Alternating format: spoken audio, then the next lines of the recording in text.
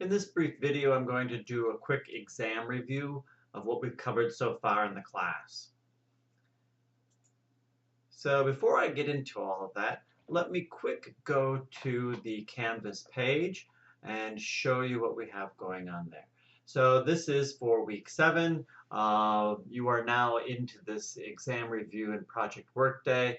But what I wanted to show you was the instructions that you will see when you open up the exam. So at the bottom on Friday, you will see the exam on this location. But the instructions for the exam, if you look at the instructions, it will say when you open the exam, you will see these following instructions. It's an open book test. Read each question carefully. Make sure to answer all of the parts if it's multi-part. Some of the blanks may be small to type in as far as space-wide, but you may be able to type more than that, and it will show up, even though it may not show up on the screen. Also, do not be alarmed if the grade that you get is very low.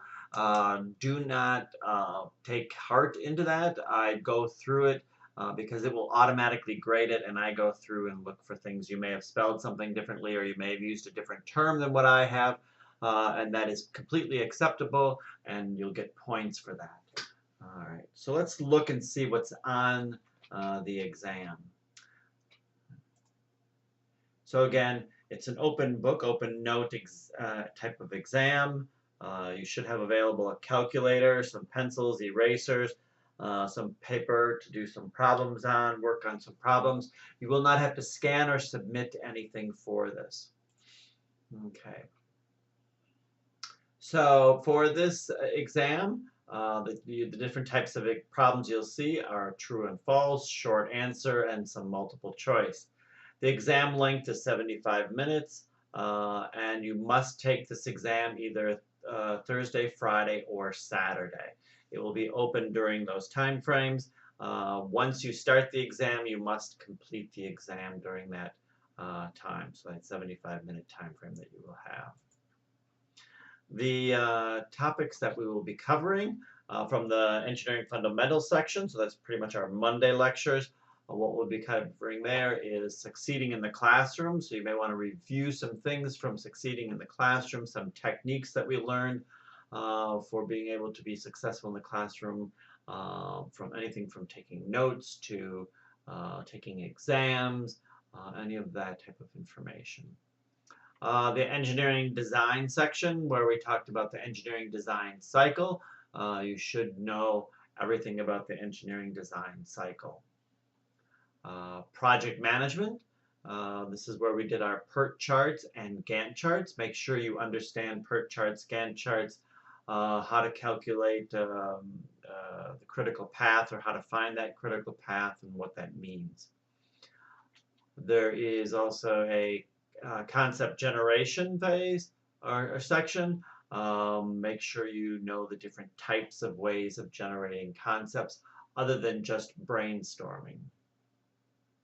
Concept selection. Make sure you know the different ways of selecting concepts, from concept screening to the concept scoring. I really don't use the decision table, which is in the book, but all of the other material I do use. Then we have problem solving. I will probably have something on problem solving on there. Remember, it's not the correct answer that I'm looking for. I'm really looking for the technique that you would use. And then last, you'll see something, maybe a short thing on history of engineering or something. Okay.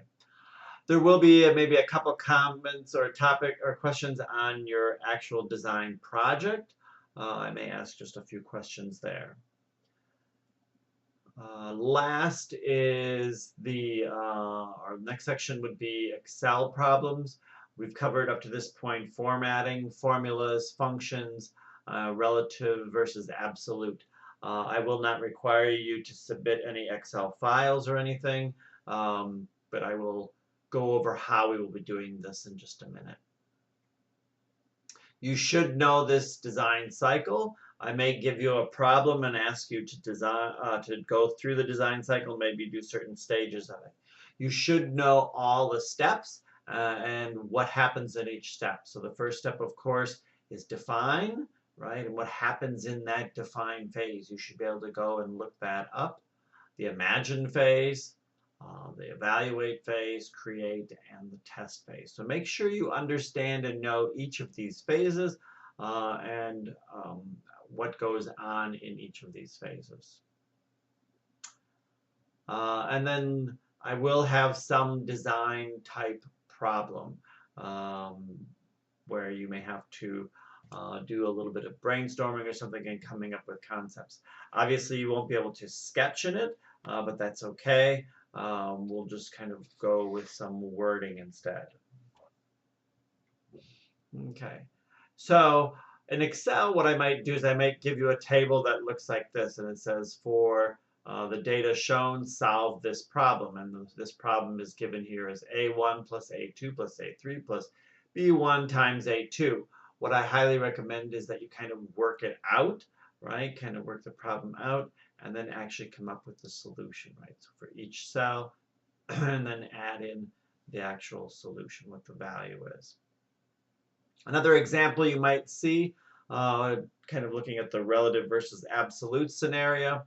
What if I had this same table again, and I give you this formula? We have A1 plus the absolute location of A2, so this location in A1. And if I have that, and it says that you want to then copy and paste this from cell A4 to now B4. So you're taking the equation that was in this cell, and which is this, and copying it and putting it into this cell. Well, what happens to it, right? What goes on? We know that this absolute cell reference means we will always locate A2 no matter where we copy it.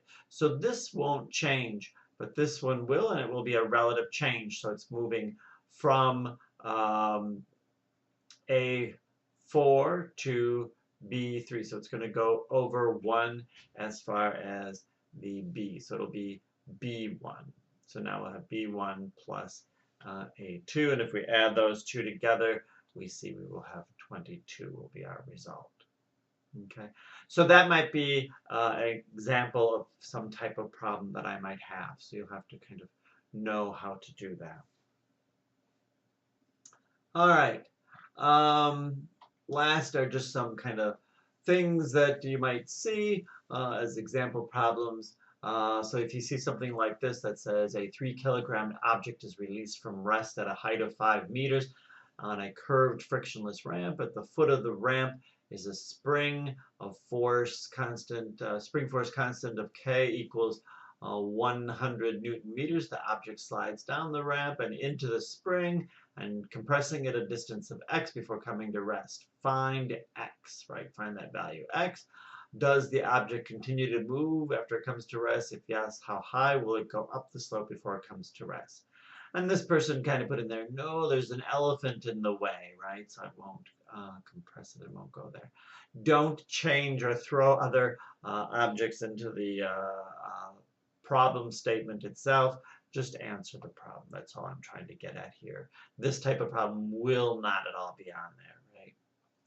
This is your typical problem, right? If you think about it, right, this is a right triangle with 3, 4, and it says find X. Well, of course, it's 3, 4, 5 centimeters, right?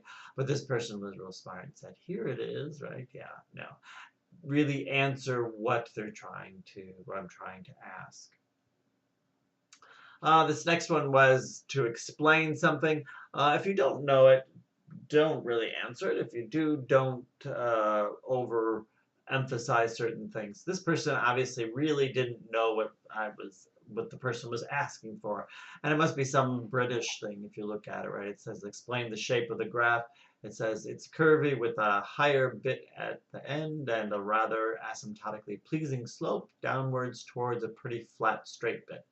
The actual graph itself consists of 2 straight lines meeting at the lower left-hand corner of the graph and moving away at a 90-degree angle. Each line has a arrow on the end, and that's how they kind of described it. That's not really, it's more of a description as opposed to an explanation of it, right? Which would be more of the mass significantly decreases initially during the time and then tapers off or asymptotically comes to some value over time, right? Here's another one. This is the 1 over n times the sine of x. And if you remember your algebra on this, right, you can cross off the n's. So this really means that this is 6. No, not true, right? And another one, if you are told to expand this, Peter was told to expand this in algebra, and of course, he expanded it, not really what they were looking for. All right, this last one is kind of important to know. If you're working through a problem and it's very difficult for you and you're having too much problems, don't worry, don't hang yourself, right? It's not that big a deal, right? It's just an exam. Things will be okay. So don't get too frustrated with the problems, right? Just do the best you can and things will be all right. All right, that is really all I have for the review. If you do have questions before the exam, please let me know. Otherwise, good luck on the exam. And that's where we'll end this then.